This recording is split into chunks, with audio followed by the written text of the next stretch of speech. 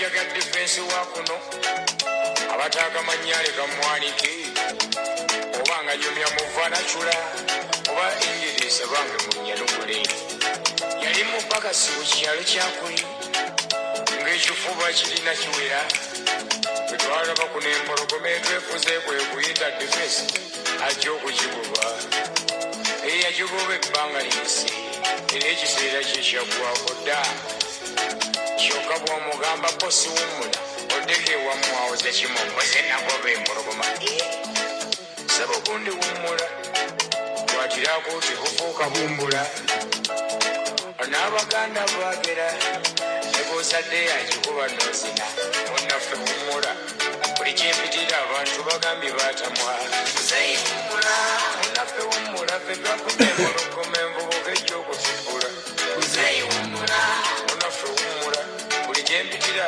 abantu bagambye batamwa. Njagala wanuke waggulu awo just wanuke nga bawe ngenda kubawa njagala wanuke buli atuusa sharing video buli atuuse naye katwenjoyinga akayimba kano kubanga ono omusajja twamugamba dawumula n'agaana naye mujje nga bawe njagala wanuka awo musharinge muyite bannammwe.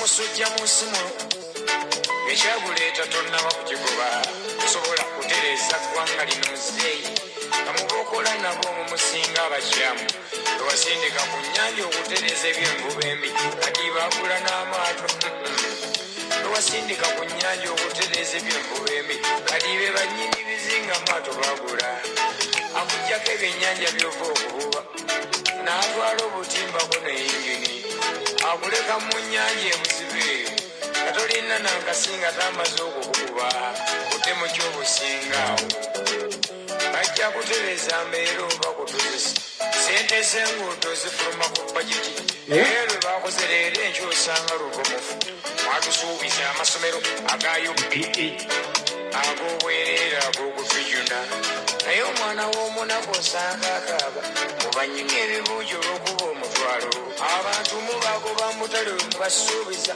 bafunira ebifo ebinene ng'okukolera abaagobwa mu paaka yali balimiranga okuva lwe baagobani yali azza okubajuna nabukenya luyita olunaku lwe yafa polisi patulo yamutomera okumuzisa naye ebyo byakomaawo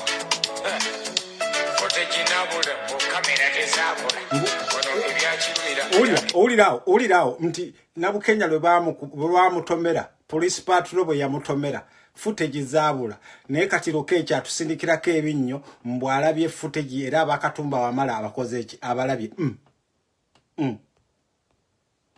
sibyankonti kubamuta bulinga yakwatibwa bawesi n'ekigundu nabo bwe batyo mayiro zabo basaddaluddawa sibulime yafiira mulumi naye ng'ekyamuseera yali fitina abaana ba sibulime bali mu maziga ng'abamutta abaabwe bo bali mu masanyu kawuma yasiini yafiira mu Arua naye bukyanga afa teri alondoola ku byanfaayo kale mweyagale nga ffe tuli maziga bwe birikyuka naffe tuli lya kamere bangi bali mu makomera nga basibwa ab'obuuza ekyabasibya abawakyogera ekkubo ly'ekasensero lyafuuka ekikubo kyokka emaali evaayo mugijjako n'omusolo enzige zaatudde wano obuwonana bw'ensimbi naye nga ne ze baseeyo zinoonya n'ozibulwa tiya gaasi mu musuubula mungi kyokka mu malwaliro mulemwa n'okusasula abasawo sente z'abasomesa mu bujjo bwa nsimbi naye okubasasula zibeera za bulumi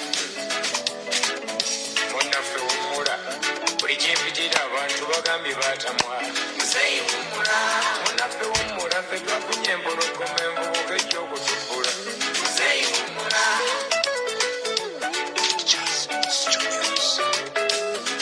abannemaze mwattu mwansobera bye mutukola bituka by'amaziga musimba mulaba nga mutudde mu mutebe ne mulinda bikula ate ne mujja mu bitema lwakite mutema bino ebitannakula mulinda atubakulize mugende mweyagale muwoza atuwonoonya obutonde bw'ensi bwe mugoba abalimi we musagalina z'ennyumba abakwata embuga emina mweshembuza wagimusebezi biteje tutanalaba sirangako nti biri ku polisi y'ekibuli tebamwabigaba mu katale k'ekasubi lowooza mu mujja omubiri gw'ensimbi muzimba obubuto mugejje n'amatamu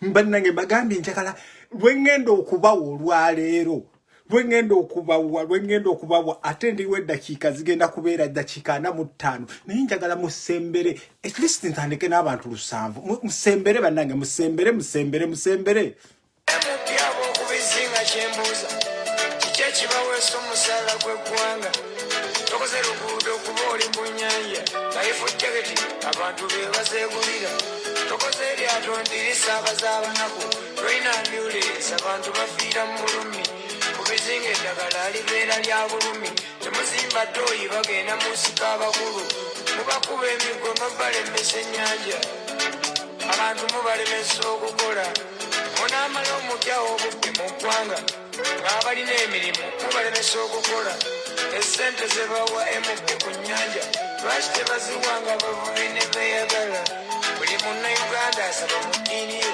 funa omukulembeze tukola ebintu by'abakozi zengenze kowoola lubaleeka yandituyamba okuwangula abafuzi kowoola balonga emisambwa n'emizimu n'amayembe gakuno gakulembebwa erubowa omunanunula eggwanga neritweyagaza libazimbira yeekaalu wakati w'ekibuga libasalira embuzi n'embuutu n'enzikuba libalanga mu nsi yonna abantu ne babeeyunira mukatuliki omusiraamu omulokole embasabye eddoboozi lyawamu okusabira eggwanga wati mubonaabona mugume mwenna ebintu bino bwe birikyuka embeera ekyali ya bulumi mugume balinnyuga tulifuna amasanyu abatembeeyi abagobwanga mu kibuga muyetala ngampawo abakuba ku mukono abasuubuzi mulifuna amasanyu kale ntuuse abanaatusanga munaatusanga mu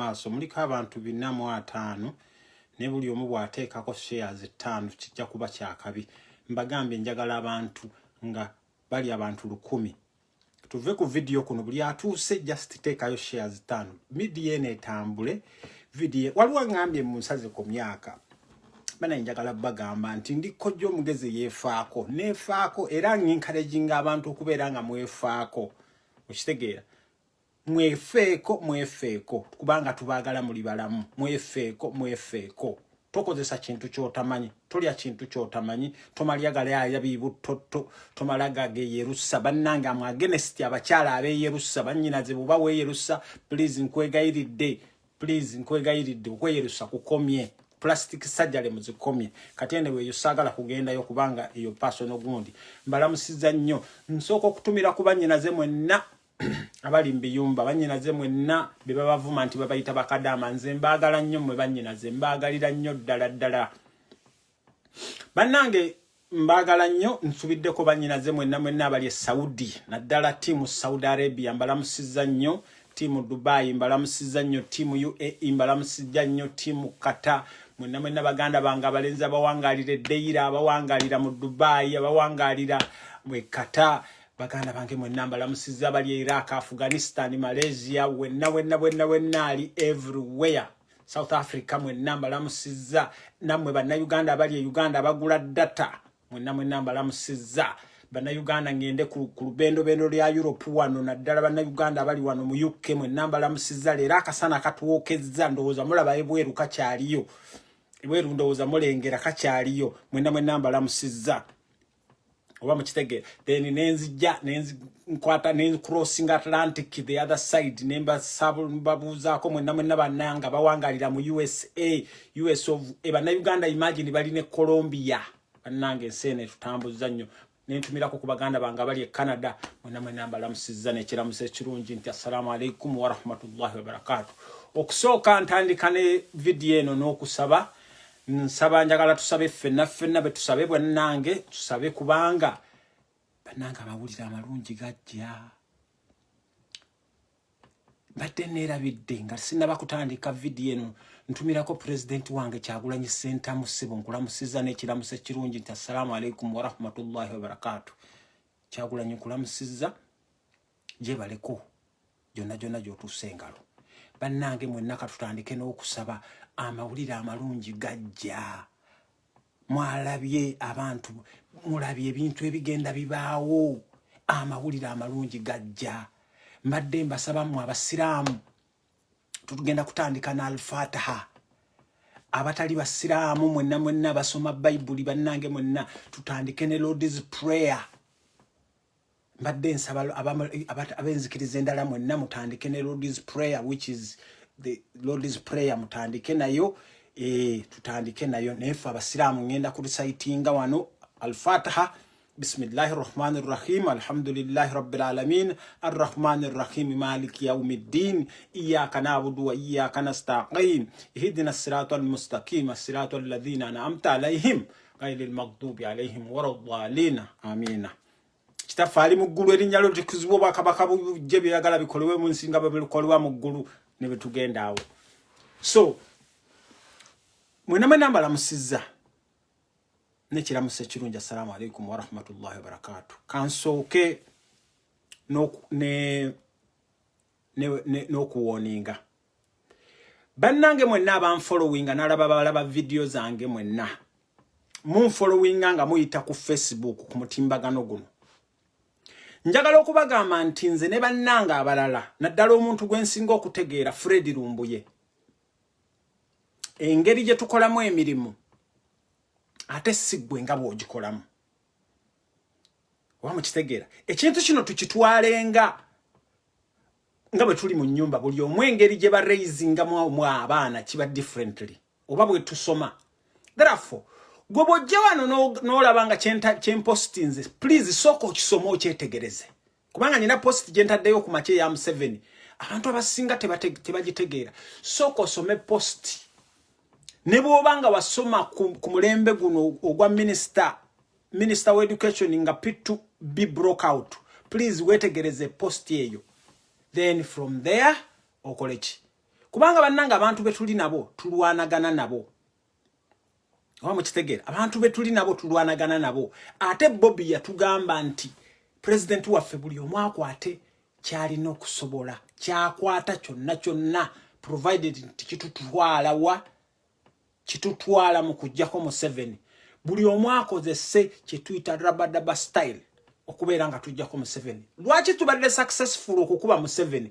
Because mu 7 tamanyi formula yaffe.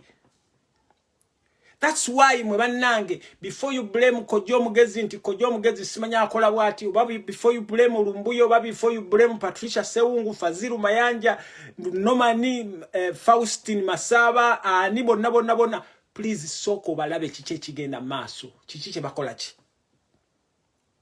Oba mukitegeera kiki kye bapostinze, then okisome. Oba kitegeera Bob's calls angambye mbu atyako kundi kodinga. Njagala okugamba nti bwonkubira nze Kojja Omugezi n'otandika okuva mu line n'otandika okwogerera president wange kubanga kye nalayira nagamba alyogerera president wange Mafukule oyo sijja kubeera mukwano gwe.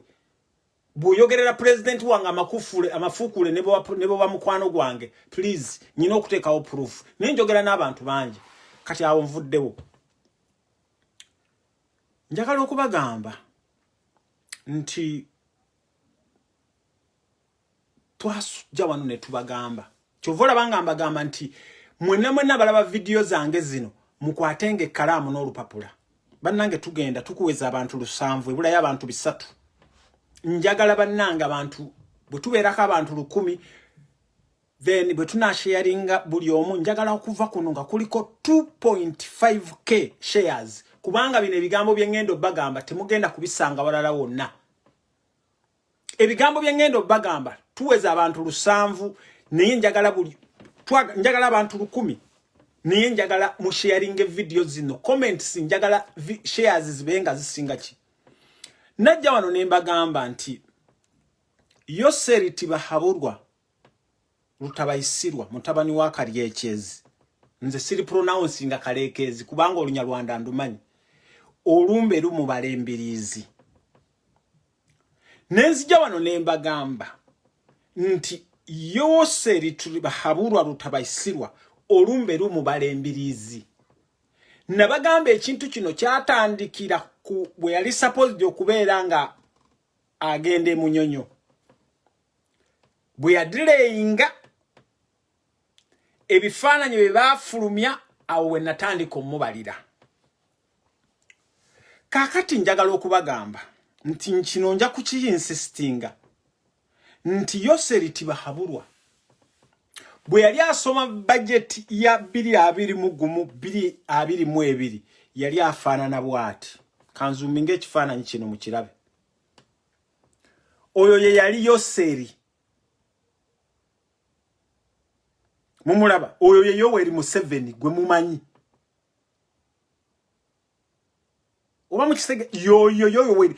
Kati njagala obagamba nti ffe ebigambo bye tuwogera tubitegeera. Awo yali asoma budget ya 2021-2022. Bw'atyo bwe yalabika. Museveni bw'abeera ng'ali mbantu bw'aba ayogera mu occasions ezo ajjako enkofiira. Njagala gwe wenna okwata ebifaananyi bino obyetegereze. Emabega kaawo bwe yali asoma coronavirus bino najja ng'alabika bw'atyo. Sharinga video eno bw'atyo bwe yali alabika. Bwe yali aggalawo eggwanga bw'atyo bwe yali alabika. Kaakati bw'okompeyalinga ekifaananyi kino laba awo aliko amatama. Okitegeera omulaba omusajja ajjuludde. Then no comparing ekifaananyi kino. Olaba bwe nkizoominze. Wrinkles muziraba Uganda ze tuyite enkanyanya gana amatama galazeewa.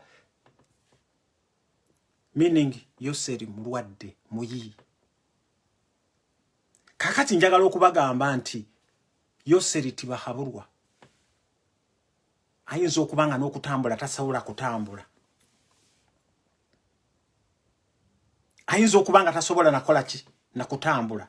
Oyo gwe babaleetera oyo gwe babaleetera gwe babalimbalimba. Ate mugenda kuprovinga ebigambo byange bye mbagamba. Omuntu asobola okubuuza nti kojja okwesiba ku Museveni nti gyali obataliyo ofunawa. Museveni nze gwe nnwanyisa. Ye enemy number 1. Era okubulawo kwe it is my advantage. Okubulawo kwa Museveni nga taliwo mugenda kulaba be bakola mistakes. Museveni abadde smart okubeera nga atufuze yasooka kutulimba nti munyankole nga si munyankole. Atulimbye byonna ebintu bingi nnyo. Byenjagala okubagamba nti Museveni bw'avaawo oba kati nga bw'ataliwo mugenda kulaba ensobi ezigenda mu maaso. Nsabo sharing video eno. Kakati nembagamba nti okubulawo kwa Museveni kuno kubanga nabagamba nti Museveni bamukanika bukanisi naddayo based on science. Nembagamba nti okusinzira ku science omuntu afaanagana nga Museveni tasobola kubeera active for more than 3 days. Kubanga Museveni ali mu kye bayita late adulthood ye stage eyo gyalimu. Museveni yalimba emyaka ali myaka 9 plus. Kati bana abasajja bwe baakola baagala okubalaba nga basooka ku planninga ye Museveni ye mugundi ye ayagala nnyo afande Muhoozi abeere nga amusucceedinga. Naye waliwo parties 3.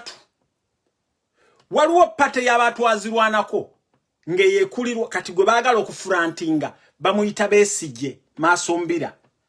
Party z'abantu eyo batwazirwanako kubanga babadde baagala kufrantinga Amama Mbabazi tebamwesiga bulungi. Pate y'abatwazirwanako abo batumwine baani Kahindo Otafiire baani baagala kufrantinga Besigye. Ne wabaawo pate ya Museveni yayagala kufrantinga mwana we. Ne wabaawo pate ya Mama Natasha, Mama Janet Museveni ye ayagala mutabani we gwaba afrantinga mutabani we which is son in law gwe mwalabye oyo.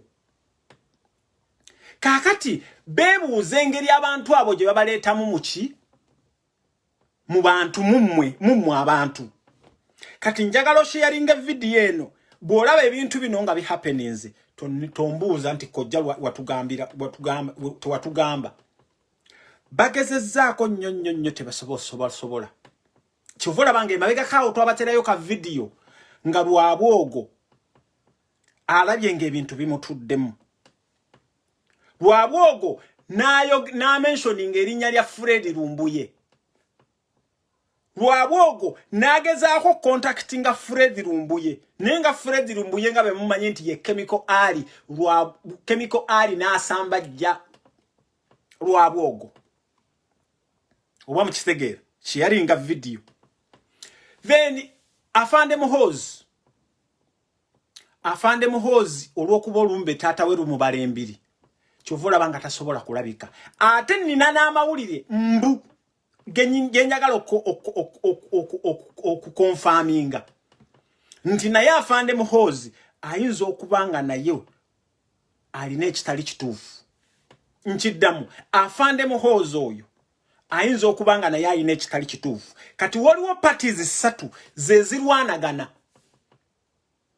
parties 3 kyovola banga kati kidnapping zakendeera police brutality zakendeera kubanga munda mulimu kye bayita internal wars ezigenda maaso njagala ali e Kampala ombulire amaje kati bwogenda mu kibuga no happening okuyingira mu kibuga n'amaje nago gakutunuulira butunuulizi police brutality zakendeera kakati tubadde tetuli awo oba lubadde luli awo nga bakola appointment bwe bakoze appointment njagala kino mu kinotisinge bwe bakoze appointment mama Natasha group ye ne appointinga Lwabwogo okubeera special advisors on presidential special advisors on special occasions nkiddamu Lwabwogo baamu appointings okubeera presidential special advisors on special occasions kati ezo special occasions muzimanyi special occasions muzimanyi kakati from that appointment mutandise okulaba mu Lwabwogo agenda kubeera nga atambula njagala gwono nti singa ekintu kino from that appointment gye bamugambe nti agenda kubeera advisor kubanga ne full figure advisor ne Tamale Mirundi advisor ne Buchaman advisor naye ono ye wa special occasions ekifo ekyo kyalimu Muhoozi Kayine Lugaba kakati ono mwami be bamuleese olwaleero wabaddeyo NRM kokasi ng'eronda abakulembeze baayo ka video tukabateereddeyo abantu batandise Mayega atutte ki TV kye n'atandika okuripotinga nga ono gundi we MP we Kabula Kakoza ng'ayogera yo excellence simanya yo deputy simanya yo abantu njagala okubagamba tewali mukolo gwe bagenda kubakolera gonna ebifaananyi bibaleeta ebya Museveni biri fake ebyo bifaananyi bibaleeta byonna bye mulaba ebyo byonna ebya Museveni biri fake kakati olwaleero gwe babadde ba dressinga nga yo wa excellence abadde Lwabwogo gwe babadde ba dressinga nga yo wa excellence naye ndowooza mulabye ebintu bye tuba tunotisingidde kibi bannayuganda kyenjagala okubasaba mubeere bekkaanya mu nsonyi wabadde wankubira mubeere bekkaanya buli lwe tuteekangayo ekintu ffe tusportinga occasion eyo gye tubateereddeyo ne muganda wange Fred Lumbuye ka video ako akataddeyo mulabe mwami Kakooza agenza okuwulira ng'ebigambo balumamu birume tebamanyi your excellence who is their excellence simanya deputy president simanya deputy ani Museveni tabaddewo nemwe babadde baagala batimba bbula nti Museveni waali Museveni olumbe lumubala embirizi Museveni olumbe lumukola ki olumubala embirizi wamukitegeera So njagala okubagamba nti kati oba bwe mulaba lwabwogo gwe baagala okufrantinga Muhoozi a disadvantage gyalina akimanyi nti Kyagulanyi ali mu America Muhoozi akimanyi ICC mwagala kigenda kubeera very difficult Muhoozi okubeera ki kati banoonya engeri gye bafrantingamu lwabwogo olwaleero lwabwogo mumulabye abaddeyo ekololo gwe badde ba addressing nga your excellency era from today mugenda kulaba lwabwogo ku special duties nga ya representing ze Museveni kino nkiddamu era njagala mu kinotisinge mugenda kulaba lwabwogo nga yatandise okurepresenting kubanga Mama Janet wa frontinga era kati mugenda kulaba Mama Janet agenda kubeera so active Mama Janet avuddeyo na releasing ebibuuzo bya bana ba P7 ye wali mulamu naye kye tubabuuza Muhoozi Kanyine Lugaba ne Yoweri Tibahabulwa bali luddawa kye kinjagala okubabuuza bali luddawa kubanga bannayuganda tubeetaaga Museveni joli saagala ku revealingayo ne Museveni singa otuuka ennaku z'omwezi nga 30 gwe mwezi guno kubanga goli supposed okusumulula bannayuganda n'oleeta lwabwogo n'agezaayo lockdown kubanga it is likely this time bagenda kutandika okufrantinga lwabwogo kubanga bamu appointinze ku special duties mugenda kulaba nga yatandise okukiikirira Museveni on special duties Mama Janet nga yamufrantinga mugenda kulaba lwabwogo nga ajja ne mu parliament mugenda kulaba lwabwogo nga ajja yatandika okwogerera kati Museveni because Museveni muganya okutubuulira kikya nenjagala okubakakasa nga bwe tweyama okuvaayo okubalabisa bannayuganda nga bwe tweyama okuvaayo byonna byonna okubikola okitegeera mulinde ku katono bwana Ivan Bruce ngandi ku live obadde ngamba kisebo Yesebo kuteeka weto faali awo katono nnyo ku nsonga gyoyogerakaawo kakikanga 2-3 okay no problem webale nnyo omulimu gw'okola muganda wange kati njagala okugamba Abannayuganda ekintu kye balina okumanya there is no smoke without fire oba wali omukka tewabula muliro ekyo mulina okukimanya balina okujjukira Tanzania Magufuli bwe yali Magufuli yagenda okufa abantu bategera wayisewo omwezi nga mulamba plus nga bali naye nga already waliwo videos ze bateekayo nti Magufuli ayogedde abadde wana aguddewo ekkolero lina akoze biki naye nga gayitaliyo era baamala ne bavaayo amazima ne bagoogera kuba amazima go tegeekweka Abannayuganda nze mbagamba ekintu kimu muteekewo buteesi maaso 2 ne time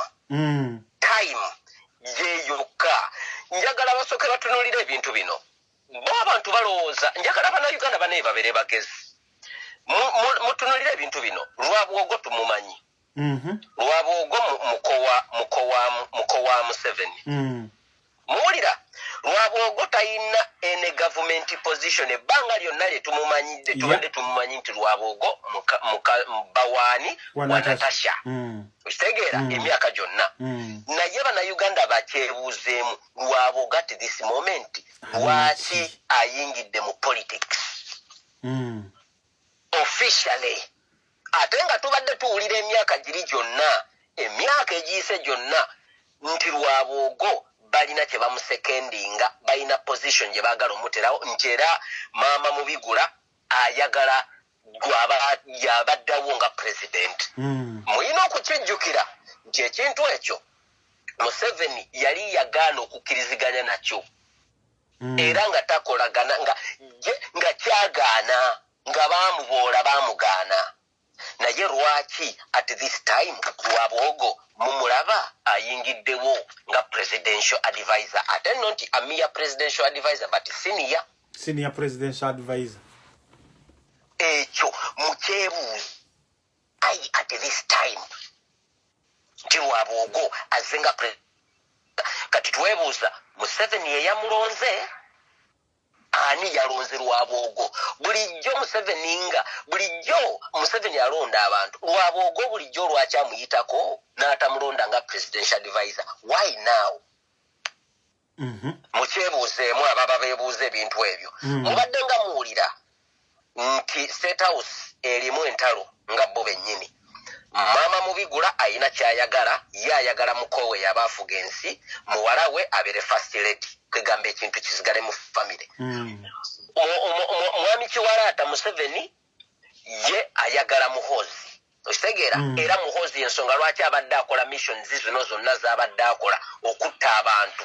Kubanga ensonga lwaki era Museveni Muhoozi azamukuzaakuza muwa paka ku position gy'alina right now. Mu magye ye ng'alina kyayagala. Naye lwaki kaakati Lwabogo mumulaba is a senior presidential advisor. Ekibuuzo kiri nti Museveni gyali mulamu oba mufu? Era bw'abanga mulamu ye yawadde Lwabogo n'okubeera advisor we asinga obukulu. Uganda mugguleewo amaaso. Natunuulira ebifaananyi ebimu ebya Museveni. Otegeera naddala ebifaananyi ebibiri ng'ayambadde masiki. Masiki ezo a presidential omuntu omukulembeze kale gwe baga nti ali ku standard y'obwa president. Bw'otunuulira masiki eyo eringa akasepiki akabakuli. Omuntu omukulembeze ali ku standard y'obukulembeze tasobola kuwambala masiki ng'eyo gye mulaba mu bifaananyi mbu Museveni gy'ayambadde. Mwe mukirowoozeemu nammwe. Masiki eriko just akaguwa wana eringa akasepiki emubika ennyindo n'emimwa. Omuntu nga toyina nawe ogambira nti osisa nze ndi medical masiki zino nzitegeera. Nzitegeera. Museveni tasobola kwambala masiki eri cheap bwetyo ng'eyo. That's another question. Then question endala. Njagala mumbuulire emyezi oba kale kaŋŋambe omwezi gumu, period ya mwezi gumu, mwali mulabyeko Museveni ng'akola live video broadcasting ng'eri live nga kwali. Mwa period ya mwezi gumu, mumbuulire mwakoma ddi okulaba Museveni ng'ali live ku video live nga broadcasting nga lava mu bino nti yayogedde ka video ne babakateekayo, yayogedde bino yabadde mu lukuŋŋaana luno ne bateekayo ka video. Njagala mumbulire gwe mwali mumulabye ng'ali live ayogera video ali live. Mu lockdowns ezize zibaawo almost buli week abadde akola press release oba press conference ng'ayogera eri abantu. Omusajja oyo okitegeera. Naye mumbulire lockdown yene egenda kuggwako. Kijja kityo kubanga tannava nayo wadde okuupdatinga abantu okubako kyayogera ku live. Ebyo temubyebuuzaamu. Abannayuganda mugguleewo amaaso.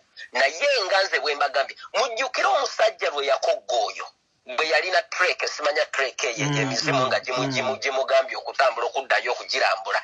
Gyeyo kiboga eyo wona Lwamata wa entalo gye zaali. Omusajja yali akoze ng'awedde. Nalimba abantu nti basawo besimanya bamugambe simanya ali ku gundi diet ey'okwekoza. That was too much. It was savage. Otegeera. Kakati eventually over the sudden mu bbanga lya weeks nga 2 tugenda okuddamu okulaba Museveni ng'agezze. Ng'agezze. Mwebyo ebintu byonna Bannayuganda temubyebuuza. Ne lwankubadde abantu bagamba propaganda. Naye abannange Abannayuganda mulina okuyiga state games zino eziri advanced eza states. Mulina okuyiga games zino eziri advanced eza states. Waliwo ebintu abantu kati bye tulabye bye tuyize bye tusomye okusinziira ne bubufuzi obw'ensi endala nga bye tulaba bye biriwo mu Uganda. Anything is possible. Bannayuganda muguleewo amaaso mwebuuza ebintu ebyo wammanga byenkonyeeko. Then mwe answer mugyefunire right now. Era temubeera surprised nga kojja omugezi bw'abagamba. Okulaba nti Lwabogo bamutaddewo nga nti ye president oba vice president. Anytime from now, anything can happen or anything is bound to happen. Era Bannayuganda bwesiba ebbiri. Tuyanzanye. Ebyo ebyange taata. Bannange oyo mwami Ivan Bruce Sendeke musajja aweereza ku kyoto awo one of our event wetujja amawulire naye kyenjagala okubagamba kiri ekintu kimu nti tuli very smart nga tugoberera abantu bano era ffe mulimu gwaffe kujja kubalaga bintu bino abagadde ne munotinga okitegeera abagadde ne munotinga speed lwabwogo gyagenda okutambulirako mugenda kugiraba naye nkakasa president waffe akyalina ekintu kyabala era waliwo drone yange ekigambo kye yaŋŋambye nze nkozesa ekigambo drone omuntu ampa amawulire yaŋŋambye nti baali bapulaninga kubanga ebintu bino bye byahappeninga njagala bagamba incidents eno bwe yava Museveni okujja okubeerera ddala omuyi mujjukire mu kubaali mu kusaba musimanya basabira bi covid simanya biki Museveni yafuna obuzibu kakati bwe bafuna obuzibu nga mu meeting zaabwe baali bazikola nga bwe mwawuliranga muganda wange Lumbuye babagamba abantu abo be bafrantinga kati ba sportinga out challenger Bannayuganda nsooka okubeebaza mmwe mwenna bakyabeereddewo Kyagulanyi mwenna bannayuganda bakyakakasa nti Kyagulanyi president wammwe gwe mwalonda however much ate njagala kino mbagumye nti mu nnaku ezitali zaawala president ajja kuvaayo ayogere gye muli kino njagala nkibagumye era ne wana ayinza okuba nga ndaba naye mu nnaku ezitali zaawala president agenda kuvaayo ayogere gye muli naye nze drone yange ngambye nti abantu bano bakola risk assessment ne bagamba ku bintu bino bye tugenda okuvuga main challenge waffe singa Museveni bukeera ku macha abantu ne batuzibula abantu ne bazibula abantu amaaso kubanga kati abantu tutandise bazibula amaaso Museveni ayinza okubanga mane yane emye kino nkiddamu Museveni ayinza okubanga mane yane emye ne Muhoozi Kainerugaba mbuna ye bino sina kikakasa era drone yange ngambye mbagambe nti ne Muhoozi Kainerugaba nti naye kubanga Muhoozi Kainerugaba ya challenging nnyo osegera ya challenging nnyo bannange eno si open roof mbadde njagala kunnyonnyola nve wano bannange munansonyiwa nakutte essimu ya Ivan Bruce yokka nkwegayiridde gwakuba sigenda kukwata eno si open discussion nkwegayiridde bannange ngenda kunnyonnyola ekintu kino nsigazaayo eddakiika 2 nve wano so ne Muhoozi Kainerugaba mbuna ye yali main challenger so kyovola banga ne Muhoozi Kainerugaba temumulabanga kuba mukitegeera Muhoozi Kainerugaba gwe tumanyi Muhoozi Kainerugaba gwe tumanyi kandabe wano banyine ekifaananyi kye kandabe wano ba Muhoozi nyine ekifaananyi kye kandabe wano ba Muhoozi nyine ekifaananyi kye yes oyo mujjukira nga bamukwasa appointment bwe bagamba be bali bamukwasa appointment oyo tabangako Muhoozi oyo gwe mwaleeta omusajja aguumidde yenna ne mukola buki ne muleeta oyo tabangako Muhoozi kubanga Muhoozi kati this time yandibadde mwakomadde okulaba Muhoozi mu kamera yandibadde Museveni Muhoozi ayina naye ekintu kyavaayo kyakola Muhoozi gwe tumanyi yoono olaba Muhoozi wuuyo Muhoozi Kainerugaba gwe tumanyi ono gwe mwatuleetera tabangako Muhoozi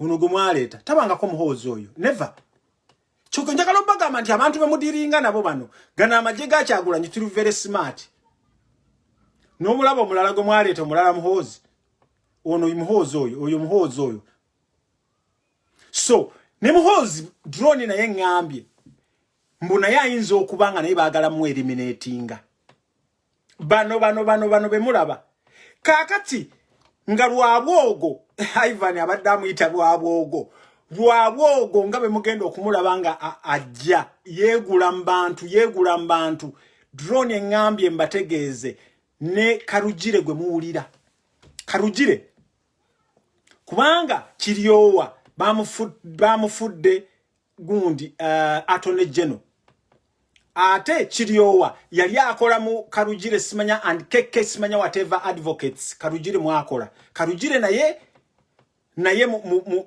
first son simanya son in law ye wasa muganda wa Natasha omukuru ne Karugire mugenda kumulabanga naye akoze ekinga naye asen kubanga Chiriowa yagenda omusembeza bino mu binotinge oba mukitegeera so mbaddirayo nti drone engambye mbategeeze nti Kyagulanyi singa yali Uganda obwongo bwe bwandibadde ki bwandibadde obulamu bwe bwandibadde mu katyabaga era Kyagulanyi wakola nnyo n'obala n'obeeranga kubanga kati problem eriwe Uganda waliwo factions 3 zonna zirwanagana era kyemulaba abaana mu abe eggulo mwabuzabuzizza abantu bano nga mugamba ba deployinze njagala kubabuuza Kyagulanyi okoma we Uganda lwaki ba deployinga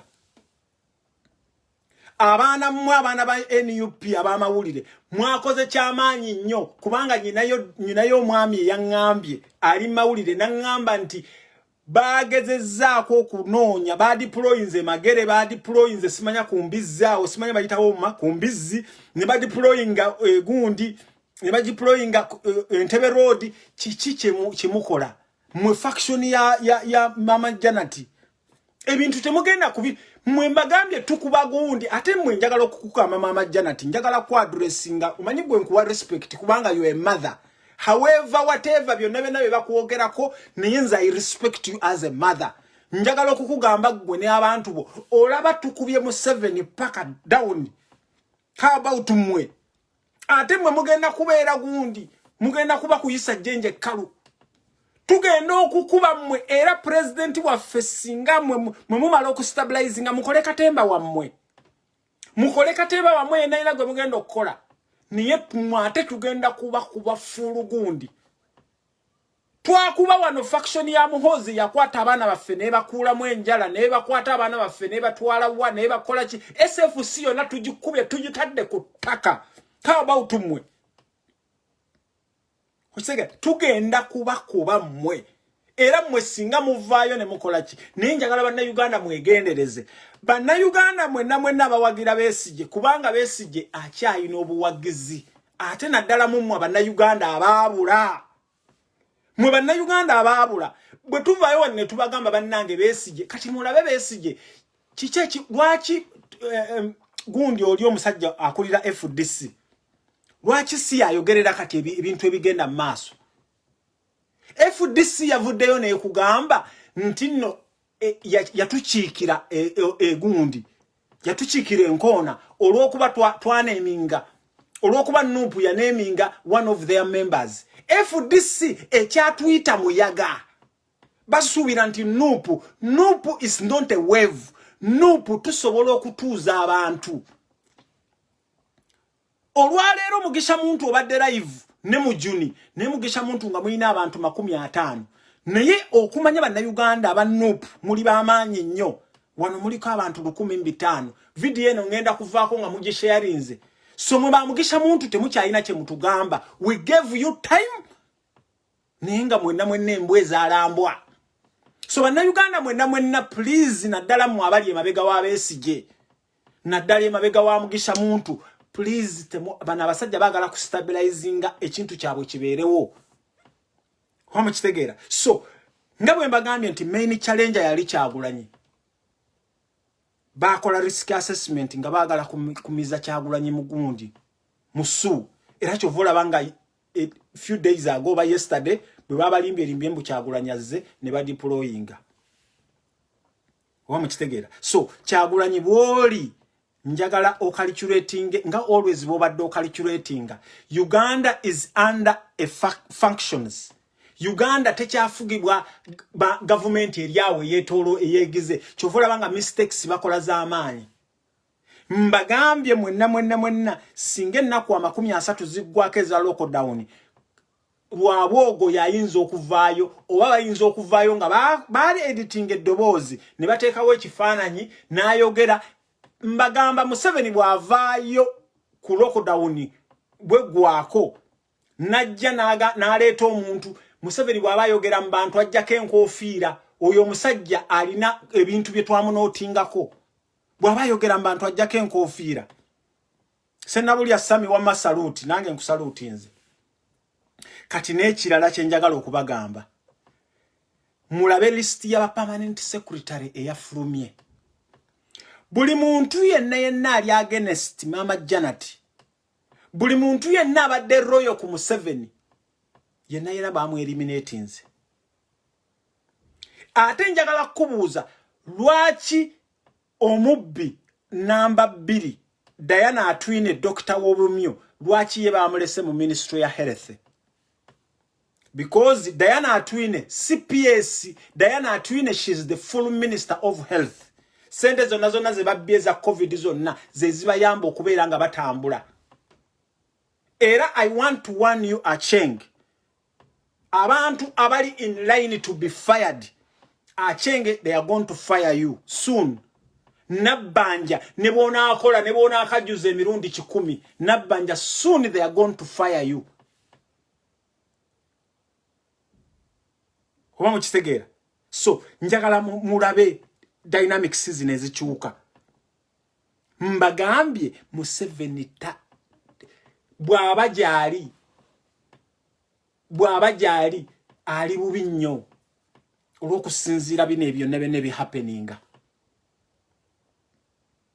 Kuba mukitegeera abantu abali obubi bannange ne mubamanya Ruhakana Rugunda ali bubi ono Mutebire ali bubi ono gundi olanya ali bubi abantu abali obubi listi ne Moses ali bangambye nti ali bubi abasajja bagenda kakati kino Mama Janet akikutte bwati nenjagala okugamba Mama Janet buli nnaku testinga nga kugundi kuyaba na Uganda singa tugenda okutugikya approvinga kati tuina gundi zaffe drone zaffe zikyakwetolodde kubanga ba permanent secretary bonna boolese bonna abali royo kuggwe bonna boolese mukyala Betty Kamya mumumanyi ayagala nnyo Mama Janet Museveni kyovola bakati bw'okumanya Uganda egudde n'okwata ekifo kya IGG Inspector General of Government n'okikwata Betty Kamya then gwawagira Museveni awo gwawagira NRM tunula wofaanana mukyala Janet Kamya Betty Namisango ne bakukwasa ekifo kya IGG kati awo mulabe Uganda wetuuse no kati laba Betty Kamya laba omuntu aliwo nga ali smart yawo ndaba yani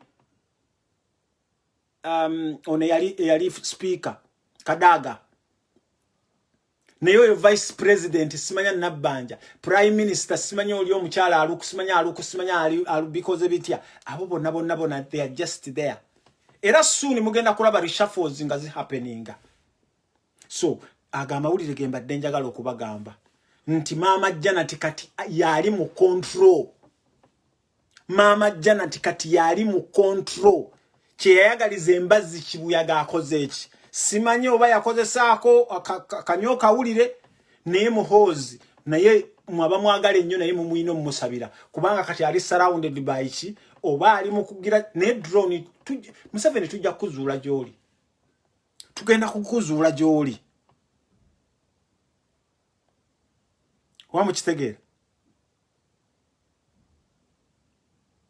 so list eyo gye mwalabye ya permanent secretary yonna mugende mugirabe yonna eri in favor of Janet Museveni buli bintu byonna ebigenda kati Janet Museveni yalinga leader ono mutabani we mukoddomi we ya akola ki ngera bwe mbagambye nti mulinde mugenda kulaba ne Karujire naye nga akoze eki the day Bwabogolo yavaayo nga yennyonnyolako wano ne ngamba oh my goodness me ka video kano kankabanoonyeze wano temuvaako dakiika 2 ngenda kabanoonyeza akalwabogo nga yennyonnyolako temuvaako eddakiika yes nkomyewo aka video kano kembadde njagala okubanoonyeza Lwabwogo bwe twamulaba nga avuddeyo yavaayo ne yennyonnyolako Lwabwogo badde toweetaaga kuvaayo wennyonnyoleko twapuleyinga ka video kano since they come to you you say but Lwabwogo has talked to us instead of talking to us why don't you first talk to Lwabwogo? Here is his number. So I do not know who they are. The only one I have heard is that fellow called Umbuye, a blogger, and another one is Mirundi.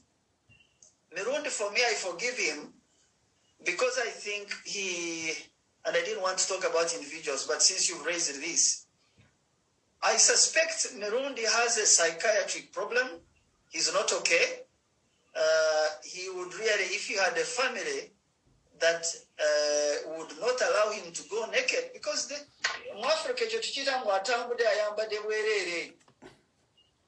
akati wano ntagengira lwabwogo mubadde Uganda for long naye muganya okuyiga Oluganda. Mu Luganda tewaliyo muntu atambula nga ayambadde bwereere. Lwabwogo, that's wrong. Okitegeera? That's very, very wrong. You cannot wear naked. You can't wear naked. Tugenze maaso. It's not, they would hold him in the house and help him instead of allowing him in the public. So you people in the media are the ones who are making him a comedy instead of helping him. So I believe that some of them are not okay because I am here. I have done nothing. My office is known. My home is known. My farm is known. Why don't you come and talk to me if you have an issue? So I think that, given you've raised this question, tell them. Those who are unwell, if they need medical care, I can help. I help so many people in that area. But I'm not going to walk into someone's house because they have abused me. No, Chosichirunji.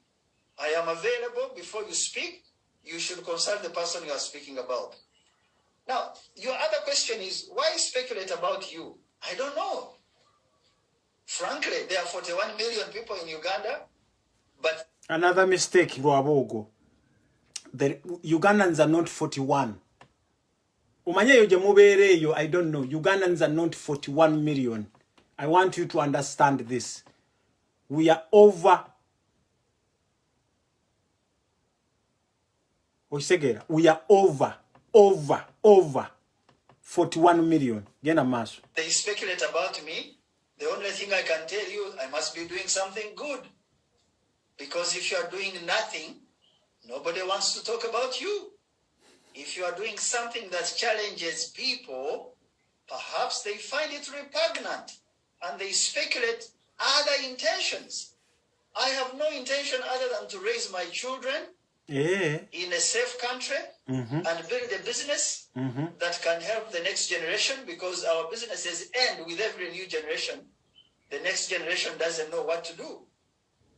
I am trying to build a corporate entity that is run independent of me. I mean, you are there, I'm not there. That business, by God's grace, is growing. Nobody is my relative in that business. They come from across the country. They are earning an income. That for me is a major contribution, and there are hundreds of thousands. Kakati mdoza mumuulira Lwabogo awo yali bambi yennyonnyolako. Oba mukitegeera. Yali yennyonnyolako naye ebintu bimutabukidde.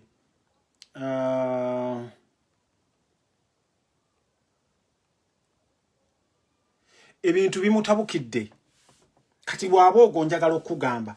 We know Lwabogo tukimanye nte wali emulago n'ekiruddu. Tukimanye bwe mugenda emulago. Oba mukitegeera. Tukimanye Lwabogo obadde odiringa mu body organs. We know it for sure. Obadde odiringa mu body organs. Oba kitegeera. Tukimanyi bwogende mulago bwe mugenda kageti kali waliwo kageti kali ng'ofuluma ng'okkirira wali ewandegeya waliwo obumotoka bwa firiji obupakinzaawo. Mwe mujje mugenderere nammwe bannayuganda mmwe ababawa abantu bammwe mbu simanya baafa covid. Abannayuganda mwegendereze abantu bammwe baafa covid naddala wali nga tetunnakuba kintu ky'amalwaliro. Twajja wano ne tubagamba temutwala abantu mu malwaliro naye abantu nga mubatwala bwe bamurealizinga nga bamukuba empiso nga bamusalamu ebintu bye baba mwaziikanga biwuduwudu. So Lwabogo, we are still tukyaku ekyo tukikubanja gw'obadde odiringa mu body organs. Ate njagala bannayuganda mwenna Banna Uganda mwenna abali ku internet abali ku Twitter mwenna mugende lwabwogo mu mutekeyo nti adiringa mu body organs. Mutandike nga bwe mubadde mukola ku Twitter. Oba mukitegeera. Mutandike nga bwe mubadde mukola ku Twitter. Kati nga maliriza. Drone empereza amawulire gano. Engambye nti good morning family. Hope well, all okay and taking care as law abiding citizens. Abantu abasinga message eno drone yagifunye. Ne message eno muyinza okubanga mwagifunye Uganda. Ngenda kugisoma mu luzungu. Bwoba ogiwulira message eno, please njagala mu sharing video eno. Kubanga njagala bagamba bagenda batandika okubatiisa kano ka faction kabano kaba lwabogo kaze n'okutiisa kwa amaanyi nnyo. Baagala okubajja ku Facebook kuno. Okitegeera? Bajja njagala kubasomera message eno abasinge Uganda buuza omuntu we Uganda nti wagifunye message eno ngenda jigira abasinga bali ku WhatsApp naddala mu abali mu group bantu bano bakolaganya ne telecom companies zibasindikira message zino bakugamba good morning family hope well all okay and taking care of as law abiding citizens as we have always been. Thank you for being such a wonderful family. Please read the following.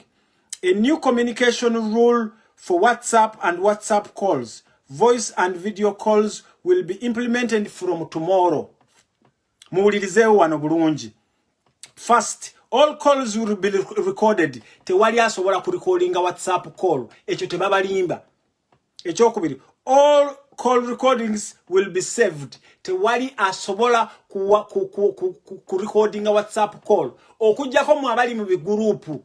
Mwabali mu bigurupu we mugenda ne mweyogeza ebyekigwagwa that's up to you. Nenjagala kubagamba nti bwo oyogera ku WhatsApp yogera ku WhatsApp owanike n'okugulu owanike n'omukono. Tewali asobola kukola ki? Tewali asobola kugira gundizo. All WhatsApp, Facebook, Twitter, Instagram and all social media will be monitored. Nebe munajja ne muzi monitoringa wano there is nothing you are going to do. Bino bi message babi bawereza bi MTN byani bino bena byabawereza. Even if you monitor them there is nothing you are going to do. Eno faction y'abalu abogabo bebali mu kubatiisa. Your devices will be connected to the ministry system. Ebyo mwe mulaba. Njagala okugamba mu Uganda gwandaba wano bo toyogera ekintu ekiri political ng'okubira omuntu straight line. Yogera ekintu ekiri political through messenger, yogera ekintu ekiri political through WhatsApp, eyo tebagirinaako kikubanga sibe bagi owninga. Okitegeera? Take care not to send the wrong message to anyone. Okiwulira? Tell your children, siblings, relatives, friends, acquaintances that you should take care from them and really run social sites. Do not send any bad posts or video against the government or the Prime Minister regarding politics or the current situation. Number 8. It is currently a crime to write or send a bad message on any political or religious issue. Doing so can lead you to arrest without warrant. Nabagambye wano mwenna abali ku Uganda nga mutulaba ku Facebook mwegendereze ne West Facebook zammwe mwegendereze please mwegendereze. The police will issue a notification then be prosecuted by cybercrime which is very serious. Soon bano faction y'abano bagenda kubeera nga baamendinga etteeka lino nga bayita mu ministry ya information. Chovola ministry ya information bagikwasa oli omusajja ani tumukunde ani tumwebaze. Ministry ya gundi cyber gundi lo bagenda gikyusa. Tugenze maaso. All you groups members, moderators, please consider this issue. Be careful not to send the wrong message and let everyone know and take care of the subject. Be aware of all in the groups. Important information about WhatsApp new rules to group members. Message sent, message reached, whatever. Ebisinga sijja bikola ki naye ng'eno message abasinga mwagikoze ki mwagifunye. kati nga maliriza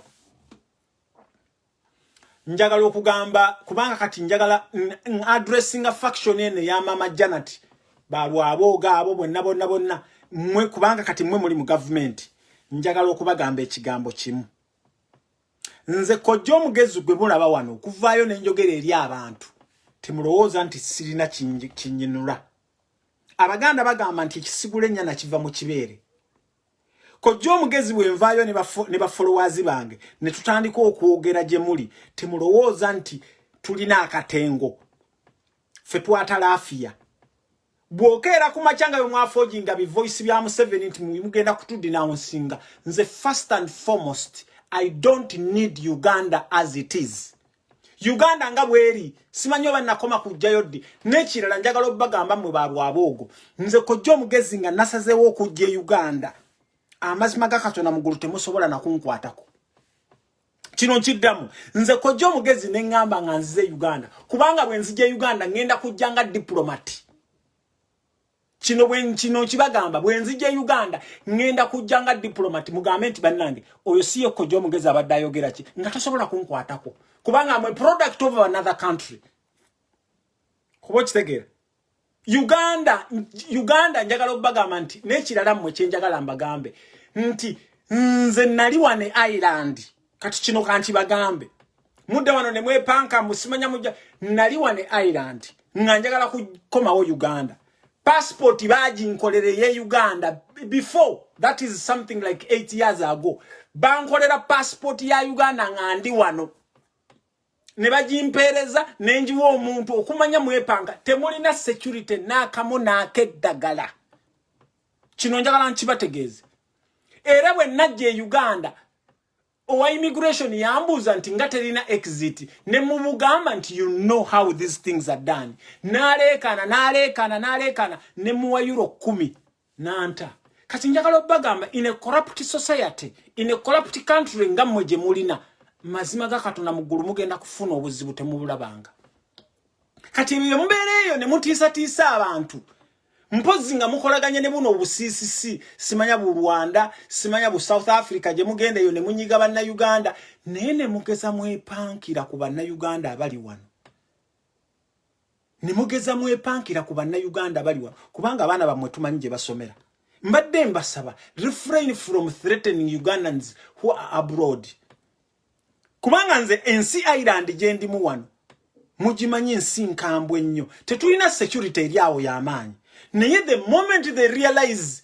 nti gonogeza n'okuba kojja omugezi mu mawulire n'omugamba nti tumunoonya njagala obagamba nti nze kojja omugezi nyinza okulidinga ne Irish Aid ne Galawe Uganda nyinza okulidinga government ya Ireland ne aid gye badde bawa yonna n'egibajjako so mwe bomba mutiisa abantu mutiisa abantu mpola eyo omanyi mugenda ne mubeereyo nga mwerimbalimba bwe munywa amalwa ne mutasimanya na biki ebyo bena nga mujjeyo nga mulimbwa okitegeera so mbagamba ffe twasalawo okuzibula bannayuganda amaaso era tutakyakola ki tukyazibula bannayuganda amaaso up until oyinza okyokkeera ku makya n'ogamba mb'oyagala kukwata kojja omugezi nga tomanyi na mannya gange matuufu nga tomanyi na date of birth yange ku gundi yammwe siriiko oyinza otya okuvaayo n'ogamba mb'oyagala kukwata kojja omugezi tomanyi mannya gange matuufu tomanyi bwenzaalibwa tomanyi mbeerawa wabula gwokeera ku makya kibanga n'okeera ku makya n'ogamba mb'oyagala kukwata Omumerika oyagala kukwata Omungereza nga ne police ne security yammwe tugipenetratinga every day security yammwe tugipenetratinga every day mwe musuubira nti mugenda kujja ku Interpol mujje ku Interpol ate temweretera buzibu kubanga nze singa muddamu ne munkuba mu biwulire byammwe ebyo mpanange nze just ate nze bwe nva wano ne ngenda wali ku foreign affairs ne ambassador bayinza omurecallinga kitegeera bana abasajja tujja mu mawanga gaabwe ngaba naye the moment they reward you a citizenship gezo kwate ku mwakwata ku kuona omubaka wa kabaka mu America bwe yajje Uganda mwalabe ekyaliwo yali munna Uganda tekitegeeza nti bwe baba batuzaalira Uganda therefore mugenda tupamirako tekitegeeza nti bwe baba tuzaalira Uganda therefore mugenda tunyweranga kwa akagundi temusobola abantu be Uganda bonna mwabatiisa then kati mutandise no monitoringa amasimu gaabwe mumugenda temugenda kusobola kututiisa n'olunaku n'olumu okitegera temusobola kututiisa n'olunaku n'olu nze mama Janet wali wano jukira bwe wajja wane Ireland mama Janet ningena nenkukwata mu ngalo okitegera jukira bwe wajja wane Ireland abantu be wali nabo gwo muntu atambula n'abasirikale abangi nenga bonna tebayina mundu singa twayagala okukola ekintu wano twandibadde tukikola bulungi naye twakutunulira butunulize ne tukola ki kati mmwe muba muveeyo nga mujja nga mama Janet Ireland omanyiwo bulungi nnyo era nkakasa oyina ne certificate ezaavaayo nga wasomera wano Ireland. Ireland is a very peaceful country negeze omanyire citizen waayo ojja kubategeera bana abasajja wamo kitegeera mulekeraawo kutiisa banna Uganda mutufugidde mu kutiisa for years and years and years. This time temugenda kusobola kututiisa mumazeeko banna Uganda emirembe kati Uganda okutwala abaana olwaleero bafunye eddaffe omuntu nga okufuna first grade nga omuntu afunye first grade afuluma ne scholarship ku both ku primary ku secondary ne kuki ne abafuna ne ku university bwakolanga obulungi ngofuna scholarship balubongo yawe bafunira zi scholarship ne kati gonjagala okukakasa gwe munna Uganda ali mu jubilation nti omwana wa afunye buna nti omwana wa afunye butano nti omwana wa afunye first grade mbulira bwana amala okusoma agenda kukola mulimo ki ogana musindika mba warabu mbalabe mwenna muli mu jubilation omwana wanga afunye zino omwana ali waka oli mu kusaba nabbanje mmere ali waka amasomero bagaggala ali waka toyina wizayaka naye oli mu jubilation wenna bannange musooke mu saving ensi yammwe mwenna banna Uganda musooke mu saving ensi yammwe wamo kitegeera musooke mu saving ensi yammwe mumamanye papa siyo genda ku ssomero ffe bwe twasomeranga nga waliwo ba Minister of Education abategeera ffe bwe twasomeranga mirembe egyo nga Museveni akyalimu akategeera nga omanya wayi ogenda ku ssomero naye kati olugwambwa abaana bali e Saudi Arabia wano wallahi abaana bali very mature abaana bategeera abaana bali wano e Dubai basitula emigugu abaana bali e South Africa mu busawo abaana balina zi degree amasomero gaffe gonna mugafudde ekyenyinyalwa kati muli mu kujubileetinga mwenna mu kifo kye mwandibadde muvaayo oli mu kutimba omwana wo afunye first grade wallahi billahi tallahi ngo abasajja bano bakyaliko omwana wo ne bwana agenda ku eninga up nga atunda kasooli ku street ate kati n'okujja ebuwarabu tekikyasoboka kubanga temukyasobola kujja Dubai so mulekeraawo kujubileetinga banna Uganda ebintu ebitabakola ki the very first thing kati kyobolowooza tujje tutye eggwanga lyaffe mbuzibu bwe lirina buli muntu bwolaba wano gwalaba video yange naawe agenda ogiraba olina kyoli supposed okola osobola gwandaba wano typinga bobo osobola okutayipinga genda ku Twitter bobo osobola okugenda ku Twitter sharinga messages zaffe bulirako munno mubeereyo nga muli ku TikTok nga mwebuzeeyo amagezi muddeyo ne mutandika okusharinga ebigundi by'abatamale mirundi n'olaba bano bakasuku banna Uganda bannange njagala okubagamba the moment lwe munaagaana amazima n'olaba video z'abakasuku simanya kano ka Ibura akatakogga simanya bino bifarida nakaziwe simanya bino bikusaasira nga wallahi mubiwadde audience ne bifuna simanya likes simanya meka banna Uganda mukyabona ate njagala obagamba Mungu ajja babonyabonya indirectly banna Uganda mukyabona Nolaba omuntu naawe yonona data ye n'agamba nze bannange Nabbanja sinafuna ssente zange nga Nabbanja nolaba omuntu awaddeyo obulamu bwo okulaba Besigye agenda kuyamba ki Besigye is a multimillionaire bannange ne mugana okusharinga information yaffe Nova wallahi nolaba video by'abakasuku simanya bino simanya byayibura abatakogga simanya bano batamale mirundi simanya bani wallahi nga mubisharinze biri ku live mugenda ne ku YouTube ne mubiwa like ne mubiwa likes bana ba mama akajjobo nakukemanya to fighting okulaba nga to bringinga eggwanga lyaffe we really supposed okubeera nga likola ki eggwanga lyaffe liri mukati abaga tulwane nnyo okulaba nga eggwanga lyaffe tulikomyawo we really supposed ate nga tukisobola mwala bano omulimu gwe mwakola mu campaign mwala bano omulimu gwe mwakola mu kulonda tusobola kati mu encouraging bannammwe mu encouraging abantu be mwalonda babere nga baspreading messages kalki Kitegeera so mbagala nnyo naye nva waggulu nga mponinga Mama Janet, this is not going to be easy for you. Mumwasuubidde nti okujja Museveni mu wano ne mukati muleeta ebintu bye mubuzaabuza. It's not gonna be easy for you. But now Uganda they are very hungry. Very hungry. Abantu bano baabala nti baba dispatching ne babateekeeyo simanyo we Kawempe bamusibidde Kawempe simanyo we Nakawa bamusibidde Nakawa kati basobola okukola kye byagala. Njagala okubagamba it takes ne bwe tubeera ku Facebook wano tusobola commandinga. Kitegeera ne bwe tubeera ku Facebook wano tusobola commandinga. So mulekeraawo okusuubira nti bannayuganda mugenda bafuga ng'engeri gye mukola ki gye mwagala. Bannange mwebale nnyo mwebalire ddala. Nsaba mu sharing video yange eno nsaba mujongereyo ebyo byenjagadde obbagamba Museveni ayinza okubanga takyaliyo.